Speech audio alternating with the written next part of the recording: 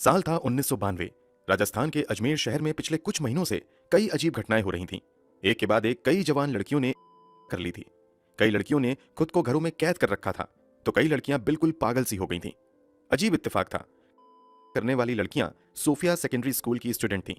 जब इस सवाल का जवाब ढूंढने की कोशिश की गई कि आखिर सोफिया सेकेंडरी स्कूल की लड़कियां क्यों कर रही हैं और ये लड़कियां परेशान क्यों हैं, तो एक ऐसे राज से पर्दा उठा जिसे सुनकर हर किसी के पैरों तले जमीन खिसक गई।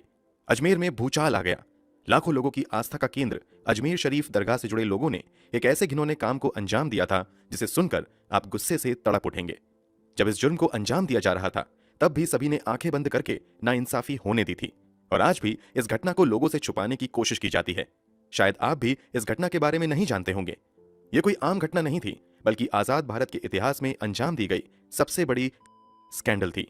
चंद लोगों ने मिलकर 2, 4 या 10 नहीं, बल्कि 250 से ज्यादा लड़कियों को अपनी का शिकार बनाया था। शिकार बनने वाली लड़कियों में मामूली ड्राइवर की बेटी से लेकर आला अफसर तक की बेटियां शामिल थीं। तो आखिर यह सिलसिला कैसे शुरू हुआ, कैसे लड़कियां शिकार बनती चली गईं, और इस अपराध को अंजाम देने वाले लोग कौन थे और उनके साथ क्या हुआ, चलिए जानते हैं सब कुछ सिलसिलेवार तरीके से इस वीडियो में। वीडियो को अंत तक जरूर देखिएगा। आज आपको वो सच जानना चाहिए जिस पर हमेशा पर्दा डालने की कोशिशें की गई हैं। कहानी शुरू करने से पहले अगर आपने इस चैनल को सब्सक्राइब नहीं किया है तो जल्दी से चैनल को सब्सक्राइब कर बेल आइकन दबा लें। चलिए अब कहानी शुरू करते हैं। दरिंदगी और हैवानियत के इस खेल की शुरुआत 1990 की शुरुआत में हुई थी। इस खेल को शुरू किया था राजस्थान के अजमेर शहर के सबसे अमीर और सबसे बड़े घरानों में गिने जाने वाले चिश्ती परिवार के कुछ लड़कों ने। ये चिश्ती परिवार वही है जो लाखों लोगों की आस्था का केंद्र अजमेर शरीफ दरगाह की देखभाल करते हैं, यानी दरगाह के खादिमों में से हैं। इस चिश्ती परिवार के फारूक चिश्ती और नफीस चिश्ती का रुतबा उन दिनों अजमेर शहर में किसी सेलिब्रिटी से कम नहीं था। ये लोग उस जमाने में संजय दत्त के स्टाइल को कॉपी करके दिन भर शहर में मटरगश्ती किया करते थे। पैसों की कोई कमी नहीं थी, तो अय्याशियां भी खूब होती थीं। इनके साथ इनके दोस्तों का पूरा गैंग दिन भर शहर में यूं ही फिरता रहता था। वैसे तो ये एक धार्मिक परिवार से आता था, मगर फारूक चिश्ती ने राजनीति में करियर बनाने का फैसला किया था। इसी सिलसिले में फारूक पहले कांग्रेस पार्टी ज्वाइन करता है और फिर बहुत जल्द अजमेर कांग्रेस युवा मोर्चा का जिला अध्यक्ष बन जाता है, जबकि नफीस चिश्ती यूथ विंग का ही उप जिला अध्यक्ष बनता है। जबकि इस कांड के एक और आरोपी सैयद अनवर चिश्ती कांग्रेस यूथ विंग का ज्वाइंट सेक्रेटरी बन जाता है। भले ही इन लोगों का राजनीतिक पद बहुत बड़ा नहीं था, मगर ये जिस परिवार से आते थे उसकी राजनीतिक पकड़ बहुत ज्यादा थी। बड़े बड़े आला अफसर इन लोगों के हुक्म पर अपना सर झुकाते थे। मंत्री से लेकर विधायक सांसद तक इन लोगों की खिदमत में लगे रहते थे। चिश्ती परिवार का रुतबा और पहुंच इतना था कि जिनको भी किसी काम में दिक्कत आती थी वो मदद के लिए फारूक के ही पास आया करता था। अपने मॉडर्न लाइफस्टाइल की वजह से फारूक चिश्ती और इसके गुर्गे आसपास के स्कूलों में पढ़ने वाली लड़कियों के बीच भी चर्चा का विषय बना रहता था। समय यूं ही बीत रहा था कि सोफिया सेकेंडरी स्कूल के 12th क्लास में पढ़ने वाली एक लड़की एक दिन अपने दोस्त से कहती है कि मुझे गैस कनेक्शन लेना है। इसके अलावा मुझे कांग्रेस पार्टी भी ज्वाइन करनी है ताकि मैं राजनीति में आगे बढ़ सकूं। सोफिया सेकेंडरी स्कूल उस दौर में अजमेर के सबसे बेहतरीन गर्ल्स स्कूल में गिना जाता था। यहाँ शहर के अधिकतर अमीर घरों की ही लड़कियां पढ़ती थीं। ये वो समय था जब मामूली गैस कनेक्शन के लिए भी आला अफसरों से लेकर मंत्री तथा सांसदों तक की सिफारिश करवानी पड़ती थी। इसलिए लड़की ने जिस दोस्त से गैस कनेक्शन वाली बात कही थी वो कहता है कि अगर हम मिलकर फारूक चिश्ती से बात करें तो वो तुम्हें गैस कनेक्शन भी दिलवा देगा, साथ ही कांग्रेस पार्टी में भी एक पद तुम्हें दे दी जाएगी। चूंकि उस लड़की ने भी फारूक चिश्ती के बारे में पहले काफी कुछ सुन रखा था, ऊपर से फारूक चिश्ती और उस लड़की के दोस्त की जान पहचान भी थी, इसलिए वो फारूक चिश्ती से मिलने के लिए तैयार हो जाती है। मिलने के बाद फारूक चिश्ती से गैस कनेक्शन और कांग्रेस ज्वाइन करने के बारे में बात करती है। सभी बातें सुनने के बाद फारूक चिश्ती कहता है कि कोई बात नहीं, बहुत जल्द तुम्हें गैस कनेक्शन मिल जाएगा, साथ ही तुम्हें कांग्रेस पार्टी में भी जगह दे दी जाएगी। इसी के कुछ दिनों बाद फारूक चिश्ती लड़की को सैयद अनवर चिश्ती से मिलवाता है। सैयद अनवर चिश्ती एक दिन उस लड़की से गैस कनेक्शन का फॉर्म भरवाता है तथा ये कहते हुए उसकी कुछ तस्वीरें भी लेता है कि ये तस्वीरें गैस कनेक्शन लेने में लगेंगी। यहां तक सब कुछ बिल्कुल नॉर्मल था। एक दिन रोज की तरह वो लड़की सोफिया स्कूल से पढ़कर वापस आ रही थी। तभी रास्ते में उसके पास आकर एक मारुति वैन रुकी। वैन के रुकते ही लड़की ने पहचान लिया कि गाड़ी में फारूक चिश्ती के ही दोस्त मौजूद हैं। वो लोग इस लड़की से कहते हैं कि मैं भी उधर ही जा रहा हूं, अगर तुम चाहो तो मैं तुम्हें आगे ड्रॉप कर दूंगा। क्योंकि लड़की उनसे पहले कई बार मिल चुकी थी, इसलिए लड़की उनके साथ चलने की हामी भरते हुए गाड़ी में बैठ जाती है और गाड़ी चल पड़ती है। गाड़ी अभी आगे बढ़ी ही थी कि ये मेन रोड छोड़कर दूसरी तरफ मुड़ जाती है। लड़की को जब शक होता है तो वो पूछती है कि मुझे तो घर जाना था, ये तुम कहां ले जा रहे हो। इस पर वो लोग कहते हैं कि दरअसल भाई ने तुम्हें अभी कुछ जरूरी काम से मिलने के लिए फार्म हाउस पर बुलाया है। इसके बाद वो लोग उस लड़की को लेकर फारूक चिश्ती के फार्म हाउस पर चले जाते हैं। अब यहाँ जो लड़की के साथ होता है उसे जानकर आपका कलेजा दहल जाएगा। लड़की के फार्म हाउस आते ही फारूक चिश्ती ने उस किया करने के दौरान उस लड़की की तस्वीरें भी खींची गईं। लड़की को इन लोगों ने कहा कि अगर इस बारे में तुमने किसी को भी बताया तो तुम्हें परिवार समेत खत्म कर दूंगा। इसके अलावा हमने जो तुम्हारी तस्वीरें खींची हैं वो पूरे शहर में पोस्टर बनवा कर छपवा दूंगा, फिर तुम कहीं पर भी मुंह दिखाने लायक नहीं रहोगी। इन सब से लड़की बहुत ज्यादा डर गई और वो चुपचाप घर चली गई। उसने अपनी आप बीती किसी को भी नहीं बताई। अभी कुछ दिन ही बीते थे कि एक बार फिर से स्कूल जाने के क्रम में ही फारूक चिश्ती के गुर्गे उस लड़की को फिर से रोकते हैं और फिर से उसे फार्म हाउस पर लेकर आते हैं। इस बार कई और लोग उसका करते हैं और अंत में उसे उसी तस्वीरें दिखाते हैं जो कुछ दिनों पहले ही ली गई थीं। तस्वीरें दिखाने के बाद ये लोग उस लड़की से कहते हैं कि अगर तुम चाहती हो कि ये तस्वीर हम तुम्हें वापस कर दें या फिर इसे नष्ट करते हैं तो बदले में तुम्हें हमारे पास अपनी एक सहेली को लेकर आना होगा। इतना सुनते ही लड़की इनके पैरों में गिरकर रहम की भीख मांगने लगी और तस्वीरें वापस करने को कहने लगी, मगर इन दरिंदों पर कोई असर नहीं हुआ। उन लोगों ने लड़की को यहां तक कह दिया कि अगर तुम किसी दूसरी लड़की को यहां तक लेकर नहीं आई तो मैं अगले ही दिन तुम्हारी ये तस्वीर तुम्हारे पड़ोसियों में बांट दूंगा। अब लड़की के पास कोई रास्ता नहीं बचा था। वो रोज की तरह स्कूल जाना शुरू कर देती है और फिर अपनी एक सहेली को किसी बहाने से फारूक चिश्ती के पास लेकर आ ही जाती है। फारूक चिश्ती और उसके गुर्गे इस लड़की का भी करते हैं और उसकी भी तस्वीरें खींच लेते हैं और कुछ दिनों बाद इस लड़की को भी उसी तरीके से धमकाया जाता है। इस दूसरी लड़की को भी एक नई लड़की लाने को कहा जाता है और बस यहीं से ये सिलसिला चल पड़ता है। लड़कियां आती गईं, उनकी तस्वीरें ली जाती रहीं और उन तस्वीरों से ब्लैकमेल कर और भी नई लड़कियों को ये दरिंदे अपने पास मंगवाते गए। देखते ही देखते पीड़ित लड़कियों की संख्या दर्जनों से सैकड़ों में पहुंच गई। हालांकि जब सब कुछ बर्दाश्त के बाहर होने लगा तो इनमें से 2 लड़कियों ने हिम्मत करके इस घटना के बारे में एक पुलिस कांस्टेबल को जानकारी दी। सब कुछ जानने के बाद पुलिस कांस्टेबल ने पुलिस थाने में जाकर अपने आला अधिकारियों को इस बारे में बताया। शुरुआती जांच में ही इस बात के संकेत मिल गए कि बड़े पैमाने पर लड़कियों के साथ अत्याचार किया जा रहा है। शायद तभी पुलिस कुछ एक्शन ले लेती तो ये सिलसिला रुक सकता था, मगर जब जांच में सामने आता है कि इस कांड में तो शहर के सबसे रसूखदार परिवार के लड़के शामिल हैं, तो पुलिस वाले इस मामले को वहीं दबाकर रफा दफा कर देते हैं। इसके बाद तो दरिंदों की दरिंदगी और भी बढ़ जाती है और ये लोग अपने गैंग में नए नए लोगों को शामिल करते चले जाते हैं और उन लोगों तक भी ब्लैकमेल के जरिए लड़की मंगवा कर पहुंचाना शुरू कर देते हैं।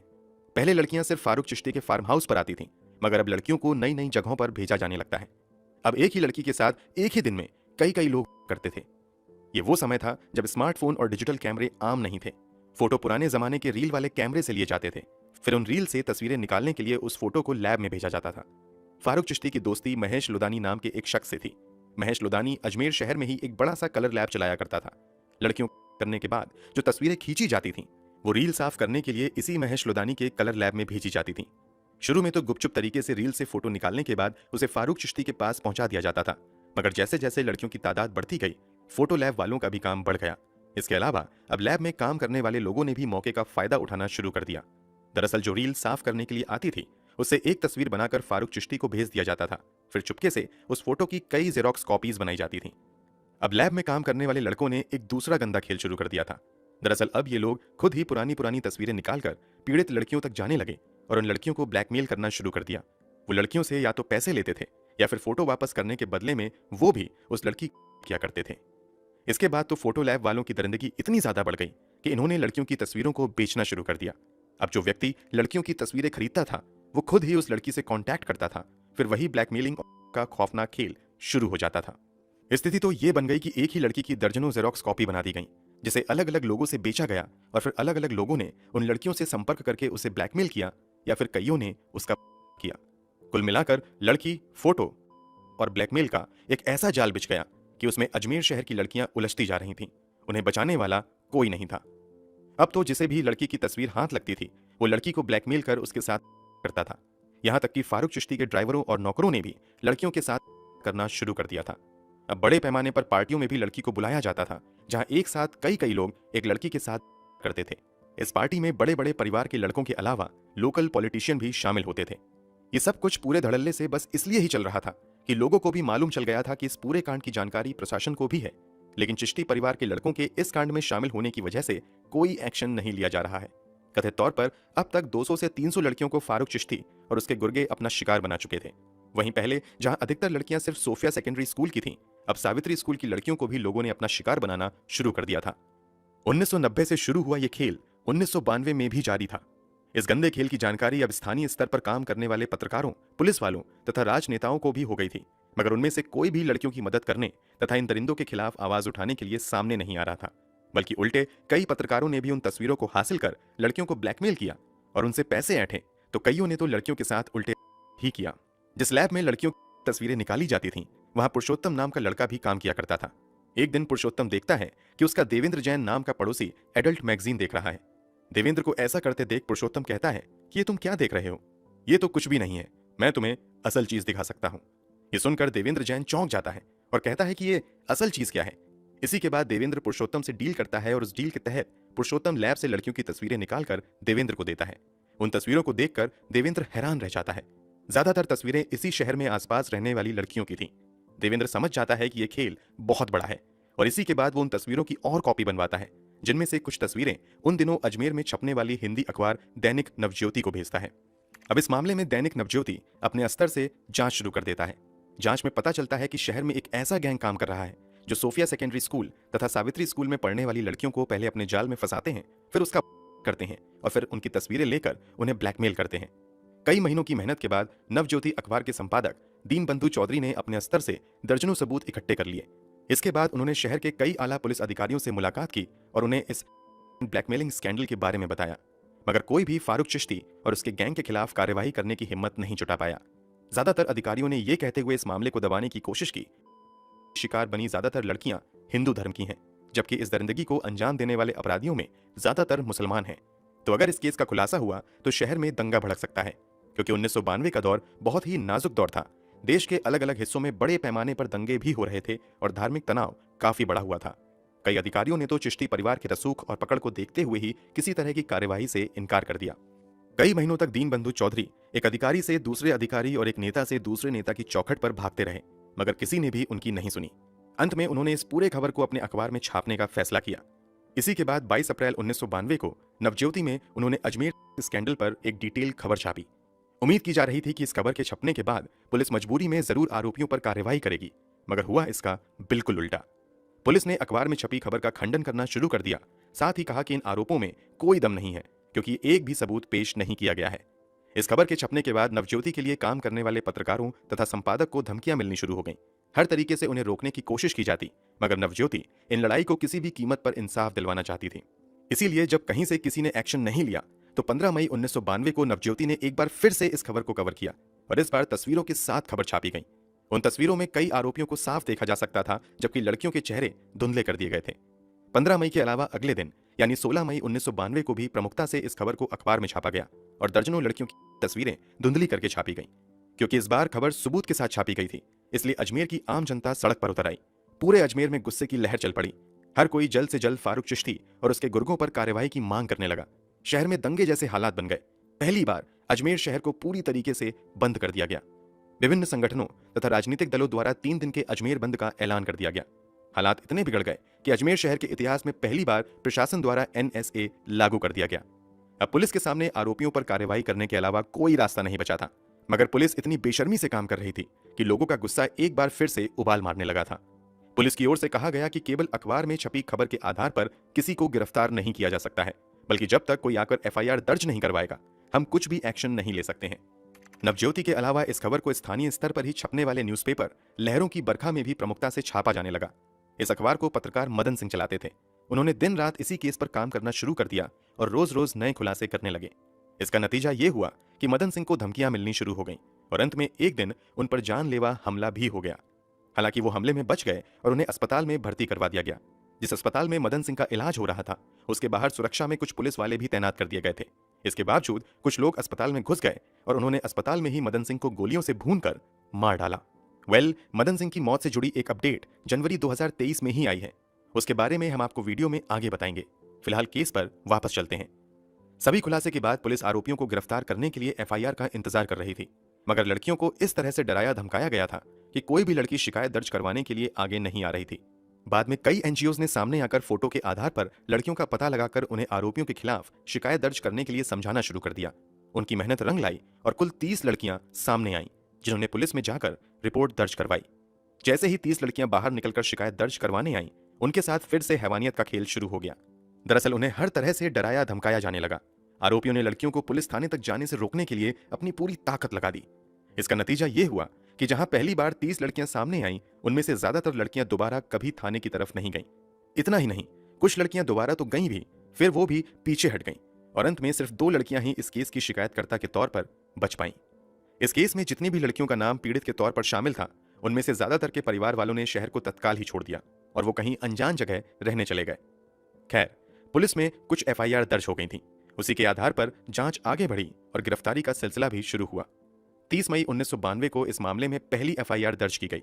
कमाल की बात तो ये थी कि इस पहली एफआईआर में नफीस चिश्ती और फारूक चिश्ती का नाम शामिल नहीं किया गया था।